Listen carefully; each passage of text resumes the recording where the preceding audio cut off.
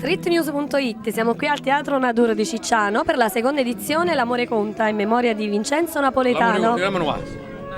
Come conta l'amore? Vieni, contare 1, 2, 3.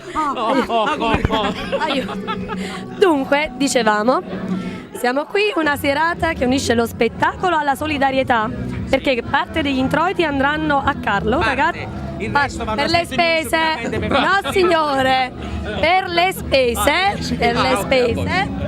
un ragazzo in cura al Bambin Gesù di Roma. Andiamo seri. Bocca al lupo ovviamente a questa giusta causa, questo ragazzo in cura si chiama, perdonami, Carlo. a Carlo, perché Carlo ovviamente ha bisogno di iniziative come queste, perché attualmente diventa sempre più difficile sensibilizzare la gente e noi attraverso la nostra musica, attraverso un sorriso che tentiamo di donare, questa sera ovviamente siamo qui.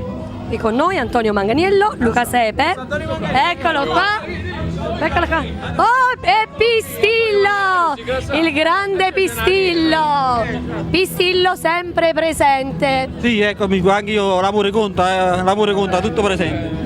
Quindi offrite un po' del vostro talento per giusta causa. Sì, siamo contenti. Siamo felici, contenti di offrire il nostro talento, il nostro corpo, la nostra persona.